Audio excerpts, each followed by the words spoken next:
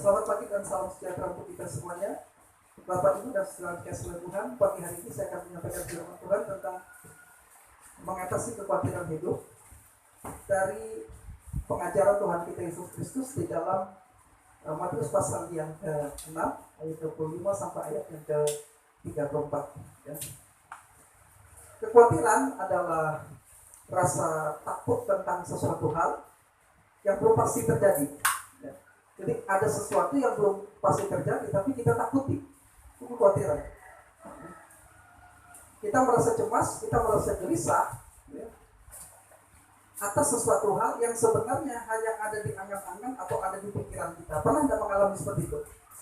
Nah, kekhawatiran hadir pertama kali dalam kehidupan manusia sebagai akibat dari dosa. Dosa telah menjalar kepada semua orang, menjangkau setiap aspek dari keberadaan manusia. Baik itu rasionya, hatinya, hati nuraninya, pikirannya, perasaannya, dan kehendak serta emosinya. Nah, ini juga lah yang menyebabkan dosa yang universal ini menyebabkan kekhawatiran juga berdampak universal. Artinya apa? Setiap orang juga dijangkau oleh kekhawatiran ini. Tidak ada satu orang pun dalam hidupnya yang tidak pernah merasa khawatir. Bahkan ada orang yang selalu khawatir hari lepas hari dalam hidupnya. Dan tahukah saudara bahwa kekhawatiran itu dapat menjadi satu penyakit. Ya. Setiap orang pernah merasa khawatir tentang sesuatu hal. Manusia selalu diserang oleh apa? Kekhawatiran dan tekanan-tekanan di dalam kehidupan ini. Ya. Banyak orang menderita kesulitan-kesulitan, dan oleh karena kesulitan-kesulitan ini, ya, dia mengkhawatirkan kesulitan hidup. Ya. Dia gugup terhadap sesuatunya, dia gelisah, dia tidak bisa tidur, sakit kepala, susah bernafas. Itu dampak akibat dari kekhawatiran. Jika tidak mampu melepaskan kekhawatiran dapat membawa seseorang pada keadaan yang lebih serius seperti stres, depresi, gangguan mental lainnya. Sebenarnya saya menemukan ada beberapa pasien jiwa, ya, itu sebenarnya mengkhawatirkan sesuatu yang sebenarnya tidak terjadi, gitu ya. Tapi karena mengkhawatirkan sesuatu yang tidak terjadi, dia tidak bisa tidur. Akhirnya minum obat tidur, konsultasi kepada psikolog, dan lain-lain sebagainya. Memang ada saudara gangguan kejiwaan itu disebabkan oleh penyakit, gangguan hormonal namanya. Ya. Tetapi ada yang sebenarnya berakar pada pikiran. Nah, bahkan yang lebih parah, ya, karena khawatir ini dapat menyebabkan gangguan mental, bisa berakibat pada tindakan bunuh diri. Nah, sebab itulah Tuhan kita Yesus Kristus di dalam Matius pasal yang ke-6 ayat yang ke-25 sampai ayat yang ke-34 memberikan pengajaran khusus tentang kekhawatiran. Ini menunjukkan bahwa kekhawatiran yang melanda semua orang itu menjadi perhatian khusus dari Tuhan kita. Ya, kalau ini menjadi perhatian khusus, kekhawatiran itu adalah hal yang serius. Sebab bisa saudara membayangkan bahwa di dalam Matius pasal yang ke-6 ayat 26 sampai ayat 34 itu menghasilkan berapa ayat? Yesus membahas tentang kekhawatiran. Ini menunjukkan perhatian yang serius tentang masalah kekhawatiran yang melanda semua umat manusia. Betapa pentingnya Yesus harus menjelaskan supaya kita dapat terlepas dari kekhawatiran kita. Agar murid-muridnya pada saat itu memperhatikan apa yang diajarkan, berhenti menjadi khawatir, dan menjalani hidup mereka dengan bebas dari rasa kekhawatiran. Ada pilihan yang ditawarkan. Satu, apakah kita akan tetap khawatir tentang hidup kita, dan yang kedua, apakah kita mendengarkan apa yang Tuhan kita ajarkan. Berhentilah dari kekhawatiran dan tinggalkan kekhawatiranmu. Pilihannya ada pada kita. Nah, baik, kita baca ayat kita dulu. Nah, mari kita bangkit berdiri, kita baca ayat ini. Matius pasal 6 ayat 25 sampai ayat 34. 1, 2, 3. Karena itu aku berkata kepadamu, janganlah khawatir akan hidupmu, akan apa yang hendak kamu makan atau minum, dan jangan khawatir pula akan tubuhmu, akan apa yang hendak kamu pakai. Bukankah hidup itu lebih penting daripada makanan, dan tubuh itu lebih penting daripada pakaian? Pandanglah burung-burung di langit yang tidak menabur dan tidak menuai, dan tidak mengumpulkan bekal dalam lumbung, namun diberi makan oleh Bapamu yang di surga. Bukankah kamu jauh melebihi burung-burung itu? Siapakah di antara kamu yang karena kekhawatirannya dapat menambahkan serasta saja pada jalan hidupnya. Dan mengapa kamu khawatir akan pakaian? Perhatikanlah bunga bakung di ladang yang tumbuh tanpa bekerja dan tanpa meminta. Namun aku berkata kepadamu, Salomo dalam segala kemegahannya pun tidak berpakaian seindah salah satu dari bunga itu. Jadi jika demikian, Allah mendandani rumput di ladang yang hari ini ada dan besok dibuang ke dalam api, tidakkah Ia akan terlebih lagi mendandani kamu, hai orang yang kurang percaya?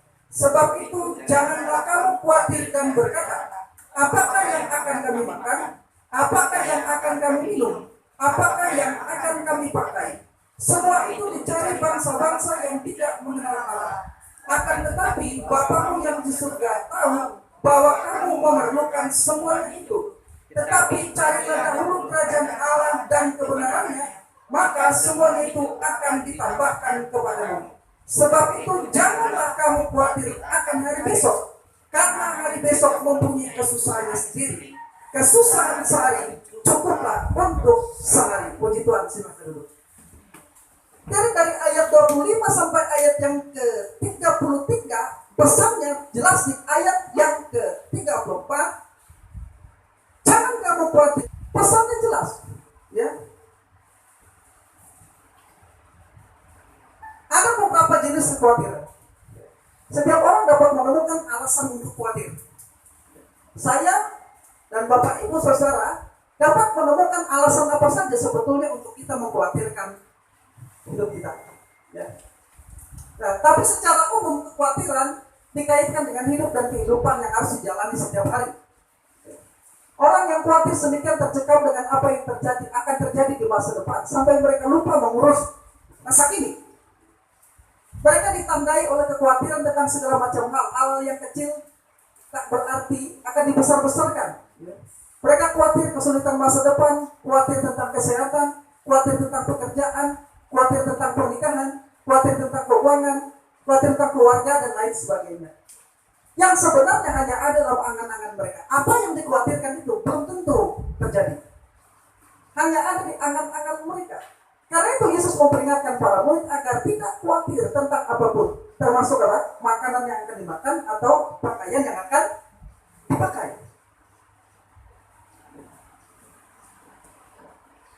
Ada di sini yang susah tidur karena khawatir, takut kalau bangun pagi sudah mati. Pernah saudara berpikir begitu?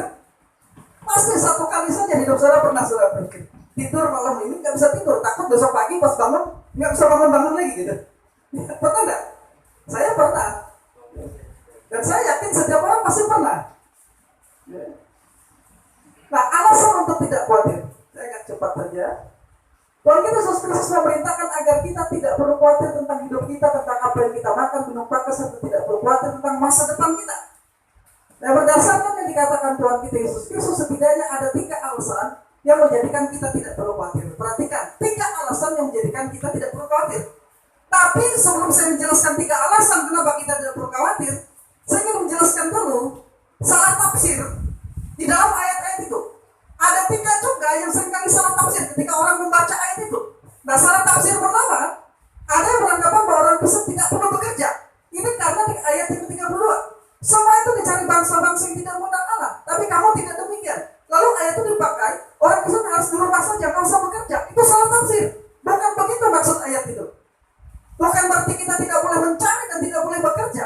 Ya.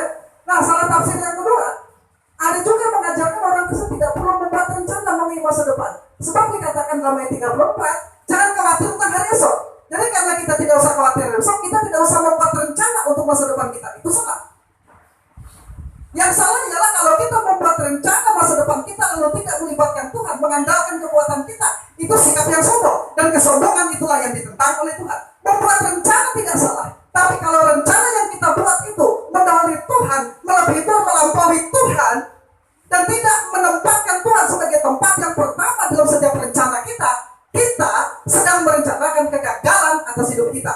Karena setiap apapun yang tidak melibatkan Tuhan akan berakhir pada kesia-siaan. Nah, jadi bukan berarti kita tidak boleh membuat rencana. Bahkan rencanakan rencanakanlah baik-baik masa depan kita. Rencanakanlah baik-baik hidup kita. Rencanakan baik-baik rumah tangga kita. Rencanakan baik-baik pendidikan anak-anak kita. Rencanakan baik-baik keuangan kita. Saudara dikasih oleh Tuhan, ada seorang yang mengatakan begini, seorang ahli manajemen mengatakan orang yang gagal membuat perencanaan sedang merencanakan kegagalan. Tapi dia menjelaskan bahwa dalam semua rencana itu kita harus mengandalkan Tuhan. Maka buatlah perencanaan yang baik atas hidup kita. Jadi apa yang diajarkan Yesus perihal tentang supaya kita jangan khawatir, itu tidak mengabaikan kita untuk membuat rencana atas hidup kita. Bisa menangkap? Amin. Kita harus membuat rencana yang terbaik atas hidup kita. Jangan lupa serahkan semua itu kepada Tuhan dan tempatkan Tuhan sebagai yang terutama. Nah, saya tafsir yang berikutnya di ayat 33. Ya. Ada yang salah memahami ayat 33 sehingga motivasinya bukan mencari kerajaan Allah yang benarnya, tapi mencari. Semua itu akan ditambahkan kepadamu. Carilah kerajaan Allah dan kebenarannya, maka semua itu akan ditambahkan kepadamu. Jadi mencari kerajaan Allah dan kebenarannya itu dibuang. Yang sekarang menjadi motivasinya adalah aku hanya menginginkan semua itu ditambahkan kepadaku. Akhirnya apa? Dia hanya berkutat pada berkat. Kalau mau mendengar khotbah, tidak mau mendengar khotbah tentang dosa, tentang penghukuman, tentang kedatangan Tuhan, tidak mau mendengarkan khotbah tentang disiplin. Yang dia mau adalah mendengarkan khotbah tentang berkat, berkat, berkat, dan berkat saja. Karena yang dia mau dalam pikirannya adalah semua ditambahkan kepadaku. Dia lupa bahwa kita diminta untuk mencari kerajaan Allah dan kebenarannya. Nah, tapi saya tidak fokus pada tiga ini, tafsir ini. Pada kesempatan lain nanti kita akan bicarakan secara spesifik. Pada kesempatan ini kita akan melihat fokus pada alasan-alasan mengapa harus kita tidak khawatir. Yang pertama, kita tidak perlu khawatir karena kita memiliki Allah Bapa yang maha baik dan berkemurahan. Dari mana kita tahu? Yesus yang mengajarkannya. Ya. Di ayat yang ke-26, Tuhan Yesus sedang menguatkan kepercayaan para muridnya kepada Bapa di surga. Bapamu yang di surga, dikatakannya. Bapamu yang di surga, Bapamu yang di surga. Yesus memberitahu bahwa Allah adalah Bapanya, tetapi Allah juga adalah Bapa kita. Amin. Allah adalah Bapa kita, Bapa yang maha baik dan berkemurahan. Yakobus memberitahu setiap pemberian yang baik dan anugerah yang sempurna datangnya dari Allah dan Dia tidak berubah. Karena Yakobus selanjutnya mengatakan padanya tidak ada perubahan karena pertukaran atau perubahan karena bayangan. Tidak ada. Setiap pemberian yang baik, anugerah sempurna datangnya dari Allah. Yesus memperkenalkan Allah sebagai Bapa, Bapamu yang di surga. Dia memperkenalkan Allah yang maha baik dan berkemurahan. Jadi kita tidak perlu khawatir tentang hidup kita. Kenapa? Karena kita memiliki Allah Bapa yang baik, Allah Bapa yang berkemurahan. Lalu dia menggunakan contoh pemeliharaan Allah, providensial Allah itu mengenai burung-burung di udara. Walaupun burung-burung itu tidak menjalankan proses menabur dan menuai. Pernah saudara melihat ada burung menabur dan menuai? Tidak ada. Saudara tidak mengumpulkan dalam lubang, namun binatang itu menerima makanan dari Tuhan. Kalau Tuhan memelihara burung-burung itu, apalagi dia akan memelihara anak-anaknya. Amin. Pandanglah burung-burung di udara yang tidak menabur dan tidak menuai, tapi dipelihara oleh Bapamu yang di surga. Burung-burung yang tidak menabur dan tidak menuai ini saja dipelihara, apalagi kamu lebih berharga dari banyak burung itu. Yesus sendiri yang mengatakan, Humeis malam dia perete tapetiana. Kamu jauh lebih berharga dari burung-burung itu. Sebenarnya di sini terjemahannya dia perete autor, ya, tapi saya ganti dengan tapetiana. Karena autor itu burung-burung mereka, artinya, ya. Sejati dan dia burung-burung itu. Ya. Nah, kemudian di dalam ayat 28 sampai 32 Tuhan Yesus mengambil contoh bunga bakung di ladang. Jadi tidak hanya Yesus berbicara tentang burung yang tidak menabur dan tidak menuai tapi dipelihara, tapi dia juga sedang berbicara. Ketika bicara tentang burung, dia bicara tentang makanan. Ketika dia mengambil contoh tentang bunga bakung, dia bicara tentang pakaian.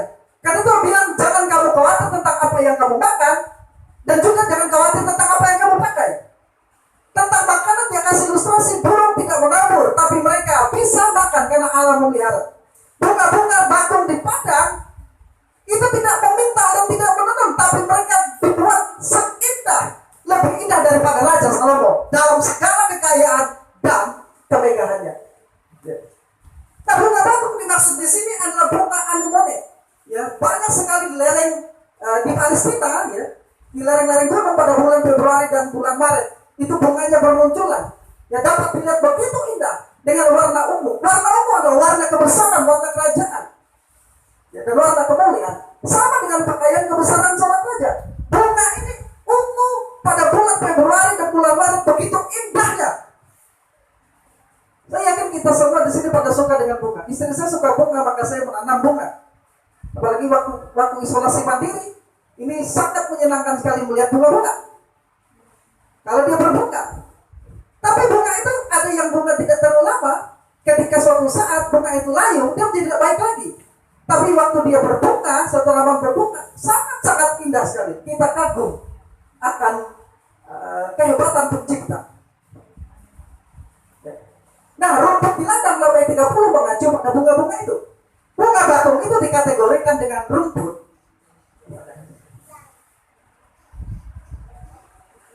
Kalau dia dikategorikan pada rumput, maka dia harus sesuatu yang kurang berharga atau tidak dihargai. Karena itu suatu saat dia akan layu, rusak, ya, terpotong bersama dengan rumput lain, dibakar menjadi kebutuhan untuk pembakaran manusia. Bunga itu kata Yesus mempunyai pakaian. Kalau burung tadi tidak menabur, tidak menuai, tapi diberi makan oleh Allah. Bunga itu tidak menenun dan tidak meminta. Ya. Tapi dia diberi pakaian oleh Tuhan lebih indah daripada Raja Salomo. Bahkan Salomo di dalam kemegahannya kata Tuhan tidak berpakaian seindah bunga batung itu. Saudaraku, jika Allah sedemikian rupa memelihara bunga yang dianggap sebagai tidak berharga, maka pastilah Bapa di surga akan memberi pakaian kepada anak-anak yang percaya kepadanya dan mau taat kepadanya. Sebagai anak-anaknya kita perlu mengetahui bahwa merupakan kesenangan Bapa memenuhi semua kebutuhan kita. Yesus menegaskan, akan tetapi Bapamu yang di surga tahu. Bapamu yang di surga apa? Tahu. Sama-sama dengan saya. Bapamu yang di surga apa? Tahu bahwa kamu apa? Memerlukan semuanya. Memerlukan makanan, memerlukan pakaian. Bapamu yang di surga tahu kamu memerlukan itu. Dan kamu lebih berharga dari banyak burung itu. Dan kamu lebih berharga dari bunga-bunga batung yang indah pada saat dia berbunga di padang. Amin. Ya. Jadi kita tidak perlu khawatir karena kita memiliki Allah Bapa yang maha baik dan berkemurahan. Sekarang alasan yang kedua mengapa kita tidak perlu khawatir. Kekhawatiran tidak pernah menyelesaikan masalah-masalah kita. Ada orang yang selesai masalahnya karena dia khawatir? Tidak ada. Pada ayat 27 ini Tuhan Yesus ingin menegaskan bahwa kekhawatiran itu tidak berguna. Walaupun makanan itu penting bagi pertumbuhan seorang, tetapi pertumbuhan suri Allah lah yang mengendalikannya. Aku menanam, Apolos menyiram, tapi Allah yang memberi pertumbuhan. Kita menanam dan menyiram, tapi tahukah yang memberi tumbuhan pada tanaman yang kita tanam itu siapa? Allah. Kita hanya menanam dan kita hanya menyiram, kita hanya memindahkan ke tempat yang baik dan subur. Tapi kalau Allah tidak mengizinkan tanaman itu tumbuh, tanaman itu akan mati. Saya dan istri saya beli lombok di tempat orang yang menanam dan merawat. Lombok itu bagus, banyak sekali buahnya, tergiur rasanya. Kami beli banyak buahnya, kami pindahkan. Saya tidak memindahkan potnya, lebih tetap saya masukkan saja. Yang sebagian ada. Apa yang terjadi? Saya merawatnya, memberi pupuk, menyiraminya. Sebulan kemudian buah mati. Saya berpikir, apakah saya salah memindahkannya? Apakah saya kurang teliti? Apakah ada akarnya yang rusak? Tapi setelah saya merenungkan kembali, saya hanya menanam dan menyiram. Yang memberi pertumbuhan adalah Allah. Bisa memahami? Kalau Allah mengizinkan, lombok itu harus tetap hidup. Karena pertumbuhan Allah yang memberi. Saat seorang anak bertumbuh menjadi dewasa, Allah menambahkan jauh lebih pada sehasta 46 cm. Para ahli Alkitab memberi arti istilah ini ten hidikia. Ini ten hidikia.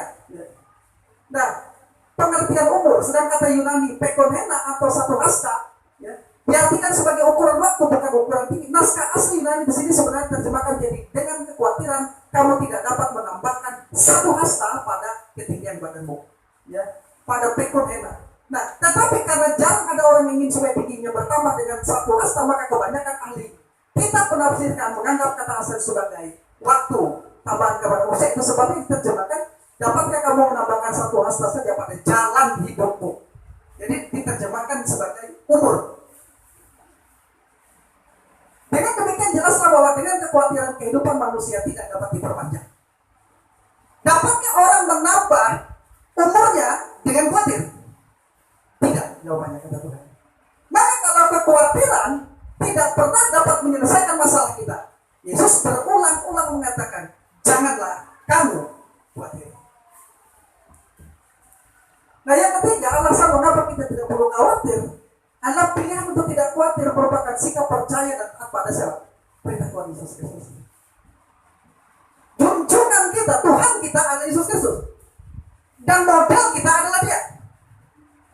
Kalau Dia adalah junjungan kita, Dia adalah Tuhan yang kita sembah, dan Dia adalah Allah kita, maka apapun yang Dia ucapkan benar adanya, dan apapun yang Dia katakan benar adanya. Dan ketika Dia mengajar, memberikan perintah, memberikan larangan-larangan, maka kita harus menaatinya. Amin. Karena Tuhan kita adalah Yesus, maka kita harus mengikuti jejaknya, mengikuti teladannya dengan mengikuti perintahnya. Ya. Nah, kekhawatiran yang kita percaya akan menciptakan kenyataan. Kekhawatiran adalah iman yang terbalik. Apa yang kita khawatirkan bisa terjadi. Maka pilihannya kita lebih suka berada pada kekhawatiran dan mempercayai kekhawatiran itu terjadi, atau kita mempercayai apa yang Tuhan kita katakan. Percayakan hidupmu kepada Bapamu, Dia memelihara burung-burung, kamu lebih berharga dari burung-burung itu. Percayakan dirimu kepada Bapamu, apa yang engkau akan pakai. Dia mendandani bunga-bunga di bakung sedemikian indah, Dia juga akan mendandanimu karena kamu lebih berharga dari banyak bunga-bunga bakung itu. Banyak orang lebih memilih mempercayai apa yang dia khawatirkan daripada mempercayai kepercayaannya. Bisa menangkap ini? Banyak orang lebih memilih mempercayai apa yang dia khawatirkan, yang belum tentu terjadi. Tapi karena dia mempercayai kekhawatiran itu, maka kekhawatiran adalah iman yang terbalik dan bisa terjadi. Padahal yang benar adalah kita harus memilih menolak kekhawatiran, meninggalkan kekhawatiran kita, dan mempercayai kepercayaan kita. Salah satu kepercayaan kita, Yesus mengajarkan jangan khawatir tentang apapun juga. Maka kita harus percaya itu dan bertindak, tinggalkan kekhawatiran kita. Maka bisa menangkap maksud kalimat ini. Banyak orang memilih mempercayai apa yang dia khawatirkan ketimbang mempercayai kepercayaan mereka. Tapi hari ini pagi ini saya katakan, pilihlah untuk mempercayai kepercayaan kita. Yesus mengatakan, tinggalkan kekhawatiranmu. Amin. Kita pilih lakukan itu. Tuhan kita Yesus Kristus memberi perintah kepada kita untuk tidak khawatir. Ironinya hal ini juga dialami oleh banyak orang Kristen, di mana mereka lebih memilih mempercayai kekhawatiran mereka ketimbang mempercayai Allah yang memelihara mereka. Padahal sebenarnya lebih baik yang mana? Mempercayai kekhawatiran kita atau mempercayai Allah? Sedangkan umurmu saja ditentukan oleh Allah. Mengapa lebih mempercayai kekhawatiran ketimbang mempercayai Allah? Maka mulai hari ini kita mengubah fokus kita. Saya tahu kita banyak masalah, banyak persoalan, dan banyak hal yang bisa kita khawatirkan. Rumah tangga kita, masalah keharmonisan keluarga kita, masalah pekerjaan dan keuangan kita, belum lagi masalah dosa-dosa pribadi kita. Jangan fokus kepada itu. Mari berfokuslah kepada Allah yang membuat kita bebas dari kekhawatiran kita. Amin. Karena Yesus mengajarkan jangan khawatir tentang apapun, maka percaya kepada perintahnya. Kita menaati Dia. Amin. Nah, karena itu Tuhan kita Yesus Kristus dalam Matius 6 ayat 26 mengingatkan, merinate, janganlah sekali-kali khawatir. Di sini terjemahkan jangan khawatir. Tapi saya sengaja menerjemahkan ini, ya, merinate, dan naskah aslinya janganlah sekali-kali khawatir. Karena kata me ini adalah penyangkalan, negasi. Jangan. Ya. Merinate tepusle, jangan sekali-kali mengkhawatirkan hidupmu. Dan negasi mimerinesete, janganlah kamu sekali-kali khawatir. Ini diulangi lagi oleh Yesus di ayat 31 dan ayat 34. Coba saya baca di situ, lihat. Janganlah kamu khawatir tentang hidupmu, diulangi lagi oleh Yesus tidak hanya di ayat 25, lalu di ayat 31 dan ayat 34. Itu menunjukkan apa? Kekhawatiran itu memang jangan dikhawatirkan. Jadi sebenarnya apabila kita khawatir, maka kita sedang meremehkan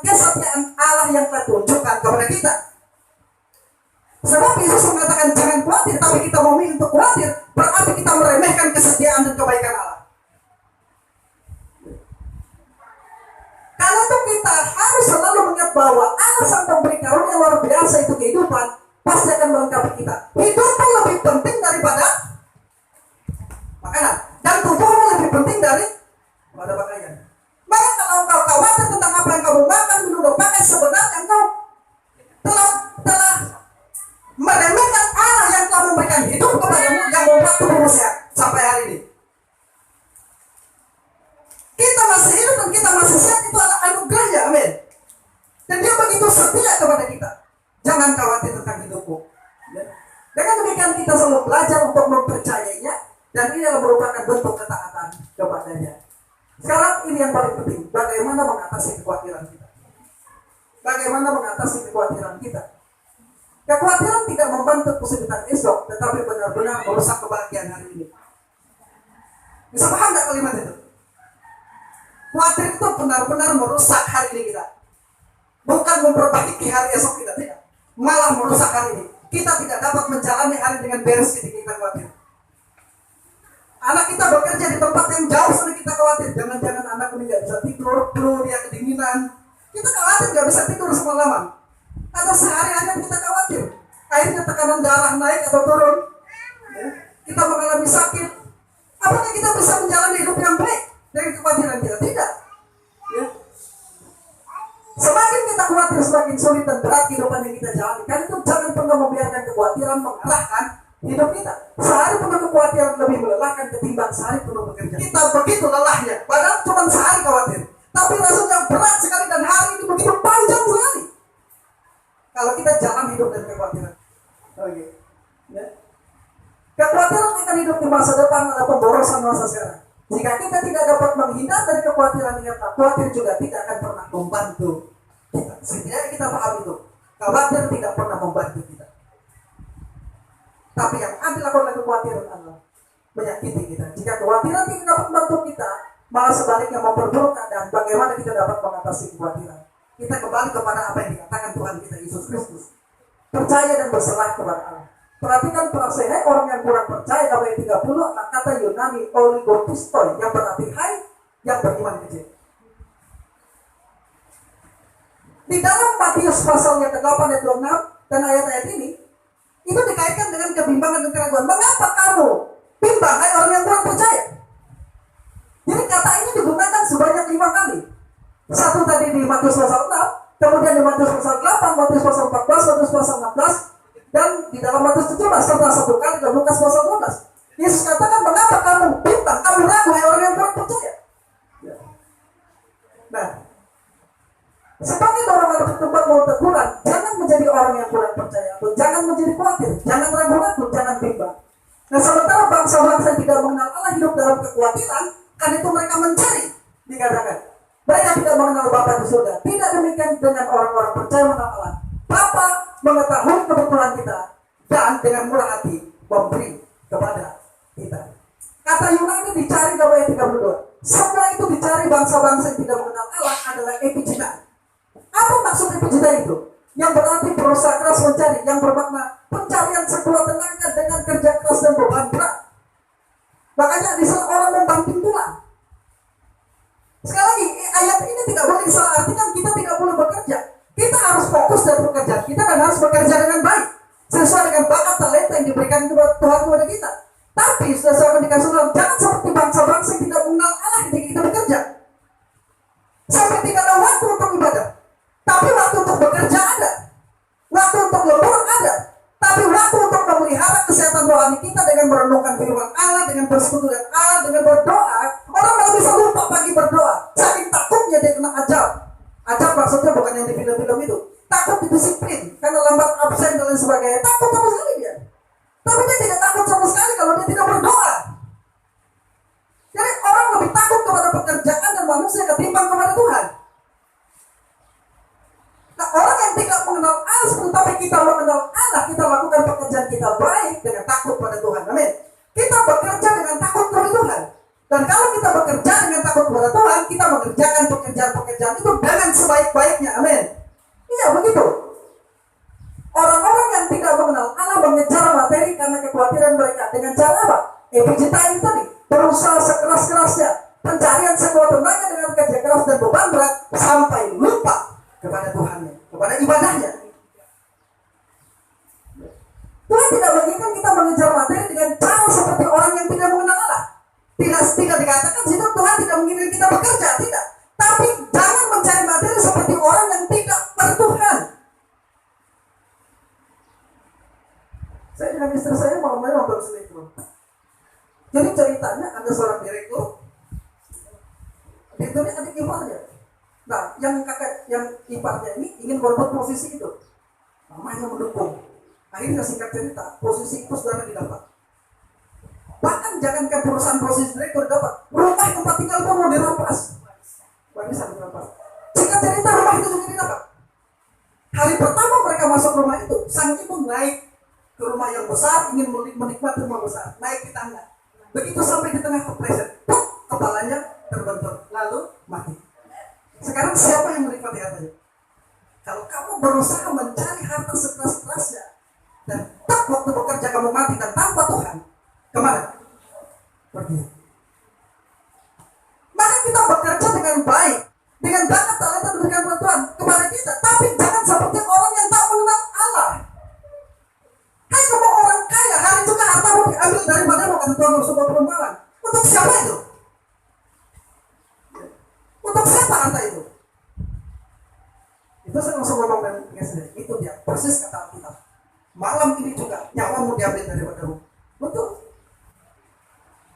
Tuhan tidak menginginkan kita mengejar materi, bukan tidak menginginkan kita bekerja. Kita harus bekerja, amin. Ya. Tapi jangan seperti orang yang tidak mengenal Allah. Tuhan mau sampai kita mendahulukan mencari kerajaan dan kebenarannya. Saat kita melakukannya, semuanya itu akan ditambahkan kepada kita. Cari kerajaan dan kebenarannya, baru ada klausa prase di sana.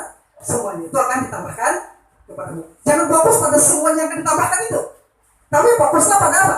Cari kerajaan Allah dan apa? Kebenarannya. Berarti maka itu adalah akibat. Akibatnya, ya. Oke. Pemasmur mengatakan serahkanlah hidup kepada Tuhan dan apa? Percaya kepadanya dan dia akan apa? Bertindak. Ya. Jadi serahkan hidup kepada Tuhan lalu apa? Percaya. Baru apa lagi? Tuhan bertindak. Semuanya itu akan ditambahkan kepadamu. Ingat, kita akan selalu mengalami kesulitan jika berusaha mengatasi pasangan hidup tanpa Tuhan. Ya. Yang kedua, mencari kerajaan Allah dan kebenarannya. Kata-kata Yesus secara lebih dahulu kerajaan Allah dan kebenarannya di ayat 33 merupakan ucapan yang monumental. Frase Yunani adalah JTIT, Propanten Basilean, Toteo, Kaiten, Ikaisomen, Auto.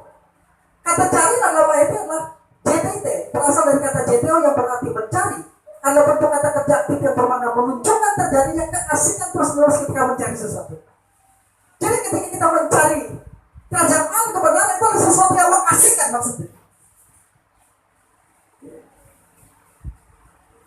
Berusaha dengan sungguh-sungguh dan tekun untuk memperoleh sesuatu.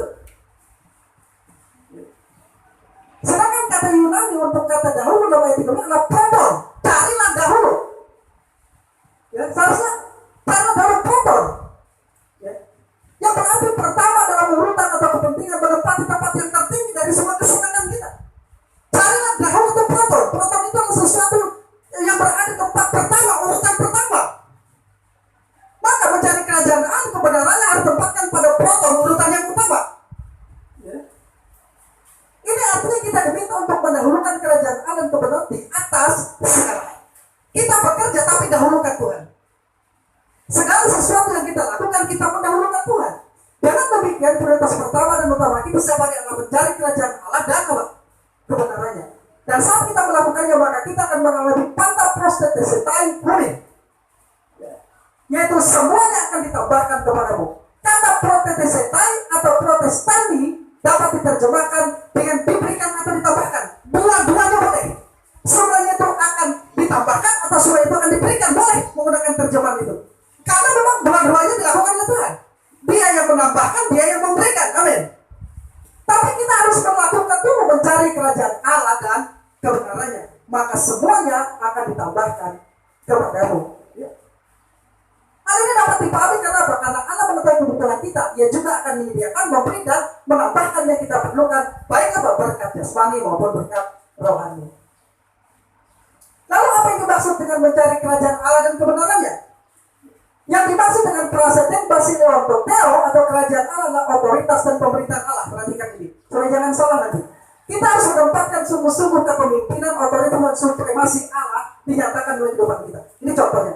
Ketika Yusuf dirayu dan dicobai, digoda oleh istri Potifar, dia menempatkan supremasi Allah atasnya. Dia lebih takut pada Allah. Dia katakan, aku tidak akan melakukan dosa yang besar ini. Dia tidak takut sama nonyanya istri Potifar. Ada banyak orang yang lebih takut kepada tuannya daripada kepada Allah. Nah, mendahulukan kerajaan Allah, mendahulukan Allah, berarti kita menempatkan kepemimpinan, otoritas, supremasi Allah di dalam kehidupan kita.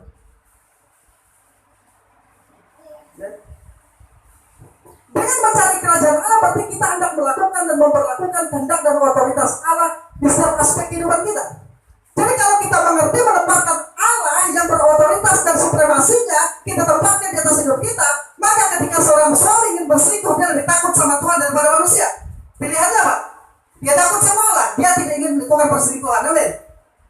Ingin korupsi, dia takut sama Allah. Dia kalahkan keinginan itu karena dia takut sama Allah. Amin.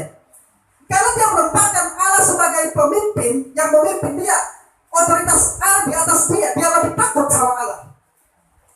Itu yang dimaksud dengan kita mencari kerajaan Allah, melakukan kehendak Allah. Ya. Dalam apa? Setiap aspek hidup kita. Sedangkan kata tenikesonen atau kebenarannya di sini berkaitan dengan apa? Sifat atau karakter yang ada pada Allah. Mencari kebenaran seperti kita berkata, bertindak, berpikir laku sesuai dengan apa? Karakter Allah. Pertama-tama kebenaran yang kita cari adalah kedudukan kita yang benar di hadapan Allah, ya, melalui anugerah yang kita terima dalam Kristus. Kita ini benar hari ini dibenarkan oleh karena Allah, bukan karena kebenaran kita. Ini yang kita dapatkan di dalam Yesus. Nah, kemudian yang kedua, dengan anugerahnya kita tetap berpegang pada kebenaran melalui kasih dan ketaatan kita kepada Allah. Jadi yang pertama ini negatif, yang kedua ini imperatifnya. Kita melakukan apa yang benar karena kita sudah dibenarkan. Amin. Kita melakukan apa yang baik karena Allah sudah lebih dulu berbuat baik kepada kita. Kita melakukan perbuatan-perbuatan terang karena sekarang kita, posisi kita, indikatif kita adalah anak-anak terang. Nah, jadi yang dimaksud dengan kita bertindak laku sesuai dengan karakter Allah, ini yang disebut dengan kebenaran. Mencari kebenarannya. Ya. Dengan demikian mencari dulu kerajaan Allah dan kebenaran, berarti kita mengutamakan, memperlakukan terus-menerus supremasi. Karena tadi kan terus-menerus tadi mencari. Ini asik ya. Menurut supremasi dan perintah Allah untuk kita, menempatkan Allah sebagai yang pertama dan terutama, berarti kita merelakan dia memerintah atas hidup kita. Yang terakhir, pilihlah untuk tidak mengkhawatirkan hidup Anda dan hari esok Anda. Itu yang terakhir. Berarti Yesus Kristus mengakhiri ajaran tentang kekhawatiran dengan berkata, sebab itu janganlah kamu khawatir akan hari esok, karena hari besok mempunyai kesusahan sendiri. Kesusahan sehari cukup untuk sehari. Bahasa Yunani apa? Mary Sete Esten Orion Egar Orion Mary Messi Taetes Arketon Tehemera Tehaikia Autes. Dapat diterjemahkan jadi janganlah, ini saya terjemahkan, janganlah kamu khawatir akan hari besok, karena hari besok akan mengurus, terjemahan saya, mengurus persoalan sendiri. Kesusahan sehari cukuplah untuk sehari.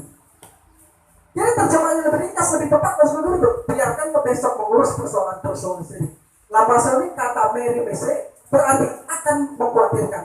Kata kerja kadang-kadang dipakai dengan arti biarkanlah itu artinya. Sedangkan dimaksud dengan prase arketon tehemerate kaki atas kesusahan sehari cukup untuk sehari mengandung makna ini. Kesusahan yang dimaksud jelas-jelas semuanya bukan berarti mengacu pada apa? Persoalan-persoalan yang timbul. Dengan demikian makna jelas bahwa kita tidak perlu menambahkan masalah esok pada masalah hari ini. Yang hari ini cukup kita selesaikan. Jangan lagi kita membuat kekhawatiran esok itu menjadi masalah hari ini. Masalah hari ini belum selesai. Sudah kita mengurus masalah yang besok. Itu maksudnya besok lagi. Akhirnya apa? Kita begitu lelah seharian mengkhawatirkan sesuatu hari esok yang tidak pasti terjadi. Tuhan mengetahui bahwa di dalam kehidupan kita masing-masing setiap hari ada persoalan entah kecil maupun besar. Harus kita hadapi dengan apa? Pertolongan Tuhan. Jika kita mengkhawatirkan dari esok, maka beban kita justru akan bertambah. Di sini kita mendapati pengajaran berharga dari Yesus Kristus kita agar apa? Jangan khawatir tentang apapun juga. Hal yang sama juga dikatakan Paulus, jangan hendaknya kamu khawatir tentang apapun juga sama. Paulus mengajarkan hal yang sama. Tetapi nyatakan dalam segala hal keinginanmu kepada Allah Tuhan dan permohonan dan ucapan syukur. Filipi 4 ayat 5. Demikian juga dengan Petrus yang menasihati supaya serahkanlah segala kekhawatiranmu kepadanya. Sebab dia memelihara kamu. Ajaran Yesus tentang kekhawatiran itu begitu serius sampai diulangi lagi oleh Petrus, diulangi lagi juga oleh Rasul Paulus. Jangan khawatir, amin. Berarti kekhawatiran itu hal serius yang melanda siapa saja, yang harus dibereskan dalam hidupnya. Ketika kita tidak memiliki apapun selain Tuhan, itu cukup bagi kita. Karena memang hanya Dia yang kita perlukan. Kita akan selalu mengalami kesulitan jika berusaha mengatasi masalah hidup kita tanpa Dia. Carilah Dia dengan senang hati. Pemazmur mengatakan, coba kita sama-sama baca ini. Mazmur 37 ayat 5, ini yang di depan. 1, 2, 3. Serahkanlah hidupmu kepada Tuhan dan percaya kepadanya, dan Dia akan. Jadi Tuhan tidak bertindak dulu dalam ayat ini. Sebelum kita menyerahkan apa? Hidup kita dan percaya kepadanya. Selanjutnya Mazmur mengatakan yang kita sama-sama baca ini, Mazmur 37 ayat 23 sampai 26. Tuhan menetapkan langkah-langkah orang yang hidupnya berkenan kepadanya. Apabila ia jatuh, tidaklah sampai tergeletak, sebab Tuhan menopang tangannya. Dahulu aku muda, sekarang telah menjadi tua, tetapi tidak pernah kulihat orang benar ditinggalkan atau anak cucunya meminta-minta roti. Tiap hari ia menaruh belas kasihan dan memberi pinjaman, dan anak cucunya menjadi berkat. Amin. Ini dia closing statement saya. Banyak orang Kristen sudah terbiasa dengan pertanyaan retorik Yesus ini. Siapakah di antara kamu yang karena kekuatannya dapat menambah sehasta saja pada jalan hidupnya, dapat menambah umurnya? Saya jelaskan tadi juga. Tetapi tidak banyak dari kita benar-benar membiarkan pertanyaan ini masuk dalam hati kita dan mengizinkan Tuhan membebaskan kita dari kekhawatiran kita dengan mempercayai apa yang Tuhan katakan atau Tuhan beritakan. Karena faktanya lebih banyak orang lebih mengkhawatirkan kekhawatirannya ketimbang mempercayai kepercayaannya, mempercayai Tuhan. Faktanya tidak ada kekhawatiran dalam ukuran manapun yang dapat menambah, memperpanjang kehidupan kita atau menambah apapun pada kebutuhan jasmani kita. Itu fakta. Makanya kalau orang sakit, jangan berpikirkan. Sebenarnya itu jangan terlalu banyak khawatir. Sebenarnya itu.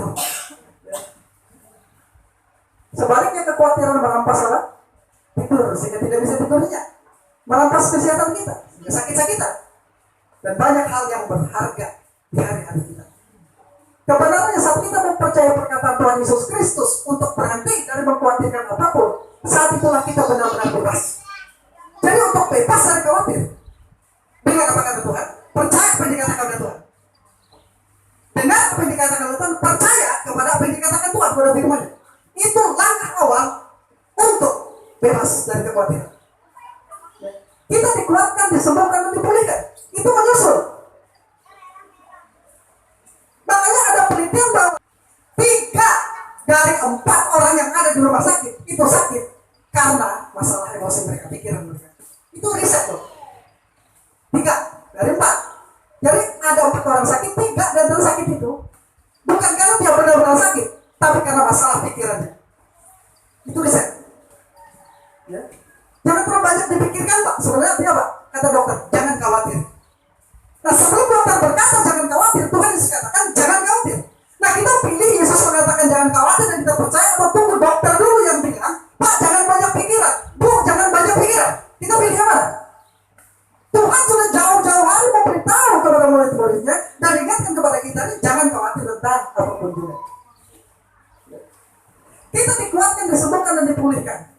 Setelah kita tidak khawatir, dibebaskan. Kebenaran yang kita percayai memerdekakan kita, mengubah fakta-fakta buruk yang dikibatkan oleh kekhawatiran menjadi fakta-fakta kebaikan. Rasul Yohanes menulis tentang kebenaran yang membebaskan itu ya. Setelah Yesus mengatakan semua itu, banyak orang apa? Banyak orang apa? Percaya kepadanya. Setelah orang ini banyak percaya kepadanya, Yesus katakan, maka katanya kepada orang-orang Yahudi yang percaya lagi. Jadi banyak orang percaya dan Yesus berkata kepada orang-orang yang percaya ini, bukan yang tidak percaya. Amin. Nah, nih, jika kamu tetap dalam firman-Ku pada orang yang percaya nih, kamu benar-benar adalah murid-Ku dan kamu akan mengerti kebenaran, dan apa? Kebenaran itu akan apa? Membebaskan kamu, memerdekakan kamu. Kebenaran itu yang memberikan kelepasan kepada kita. Sedikit lagi. Jadi nyata ini, kebenaran itu absolut dan tidak berubah, tetapi fakta-fakta bisa berubah. Kebenaran itu absolut dan tidak bisa berubah, tapi fakta-fakta bisa berubah. Apa bedanya? Apakah perbedaan antara fakta dan kebenaran? Fakta berubah, tetapi kebenaran firman Tuhan tetap sama, tidak berubah. Sebagai contoh, Anda sedang sakit hari dan itu memang faktanya. Dokter dan hasil rekam medik Anda menyatakan Anda sakit, itu fakta. Sama seperti perempuan pendarahan itu sakit dan itu fakta. Dia sudah datang ke berbagai tabib 12 tahun dia menderita pendarahan, faktanya dia tetap sakit. Dan kondisinya memang menunjukkan dia sakit, itu fakta. Tetapi firman Tuhan mengatakan oleh bilur-bilur Tuhan Yesus, kamu sudah disembuhkan. Itu firman Tuhan. Ya. Nah ini ayat-ayatnya. Inilah kebenaran tentang situasi kita. Memang faktanya kamu sakit, tapi kebenaran mengatakan oleh bilur-bilurnya kamu sembuh. Sekarang kamu memilih mempercayai fakta atau kebenaran. Pilihlah untuk percaya kebenaran. Oleh bilur-bilurnya kamu sudah sembuh. Dan Yesus melihat imanmu, maka kau disembuhkan. Amin. Jadi fakta tadinya kau sakit, perempuan pendarahan tadi faktanya sakit. Ketika dia percaya asal ku jamah saja jubahnya aku akan sembuh, dan dia pergi dengan tubuh yang sakit dan lemah itu datang kepada Yesus di tengah-tengah kerumunan orang banyak, dia mencoba jubah Yesus. Seketika dia menjadi sembuh. Fakta sekarang berubah. Tadinya fakta dia sakit, sekarang faktanya dia sudah sembuh ketika dia percaya kebenaran itu yang memerdekakan dia. Amin. Jadi fakta bisa berubah, tapi kebenaran absolut, amin, tidak bisa berubah. Percaya kebenaran yang memerdekakan itu.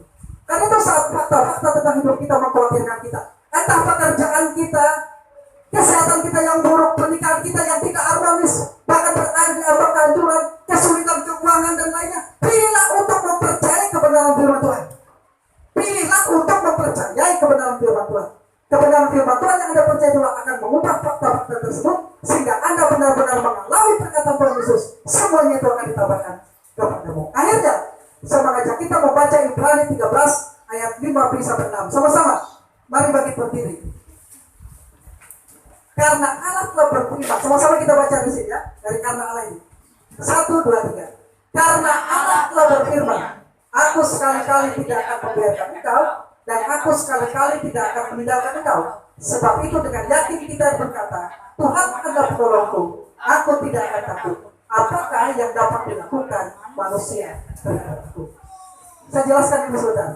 Hanya satu paragraf, dua paragraf ini. Di dalam ayat ini Rasul Paulus menyatakan jaminan penyertaan Allah di sepanjang hidup orang percaya. Ia mengatakan bahwa pemeliharaan itu didasarkan atas janji Tuhan yang tidak akan pernah membiarkan dan tidak pernah meninggalkan orang percaya. Ketika Tuhan berkata, aku tidak akan pernah membiarkan engkau dan aku tidak akan pernah meninggalkan engkau, maka double negatif digunakan untuk menyampaikan pengertian tidak pernah yang paling kuat dalam bahasa Yunani. Di sini kata Yunani yang digunakan adalah kata omi, yang berarti tidak pernah, never. Nah, double negatif itu muncul 2 kali dalam satu pernyataan Tuhan itu. Ya. Aku tidak pernah meninggalkan kamu, dikatakan Zero. Nah, frase lain untuk menunjukkan kekuatan dari apa yang Tuhan maksud selama ini begini. Ini frase lain. Aku tidak akan dengan cara apapun mengecewakan engkau, atau melepaskan engkau, atau meninggalkan engkau tanpa dukungan. Aku tidak akan dalam tingkat manapun membiarkan engkau tidak berdaya, dan tidak akan meninggalkan engkau atau melepaskan engkau, atau tidak akan mengendurkan peganganku kepadamu. Pasti tidak akan pernah. Karena itu saudara-saudara, jangan pernah membiarkan kekhawatiran menguasai diri kita. Sebab ketika Tuhan mengatakan sekali-kali tidak akan pernah, maka artinya sekali saja pun ia memang tidak akan pernah. Dan Tuhan kita tidak pernah dan tidak akan pernah mengingkari janjinya. Amin. Kita berdoa. Nanti setelah ini kita akan bersaksi. Kita berdoa dulu. Baru kita selesai kesaksian, kita berjamuan. Bapa di surga, terima kasih buat kemurahan-Mu. Firman-Mu yang telah Hamba-Mu sampaikan hari mengingatkan kami pesan pengajaran dan nasihat Tuhan kami. Satu perintah agar kami tidak khawatir tentang hidup kami, tentang apa yang kami makan, minum, dan pakai. Karena kami memiliki Allah Bapa yang Maha Tahu, Maha Baik dan Pemurah bagi kehidupan kami. Kalau ada di antara kami yang khawatir, Firman-Mu hanya mengajar dan mengingatkan kami untuk kembali kepada Firman Tuhan, percaya kepada kebenaran. Kebenarannya akan mengubah fakta-fakta atas kehidupan kami. Entah fakta-fakta itu kami sedang mengalami kesulitan keuangan, mungkin kami sedang mengalami sakit, mungkin kami sedang bermasalah dalam pernikahan, ada beberapa. Tapi kami harus mempercayai kebenaran dan mengubah fakta-fakta itu. Sehingga yang sakit menjadi sembuh. Yang sedang bermasalah pernikahan ditolak sehingga menjadi harmonis kembali. Yang mandul dijamah oleh Tuhan dan bisa melahirkan. Yang sulit di dalam pekerjaan atau sedang bergumul dengan pekerjaan, diberi pekerjaan yang baik, yang pantas dan yang layak. Kami tidak perlu khawatir tentang hidup kami, tentang apa yang makan, minum, pakai. Tapi kami hanya perlu mempercayakan segala sesuatu kepada Tuhan, mengandalkan Tuhan, menempatkan Tuhan sebagai yang pertama dan terutama atas kehidupan kami. Terima kasih Bapak di surga. Apa selesai di sini berbicara, tapi Roh Kudus terus berbicara kepada kami. Dalam nama Yesus Kristus kami sambut pemberitaan firman Tuhan. Haleluya. Percaya kita sama-sama katakan amin. Silakan duduk, saya persilakan untuk bersaksi.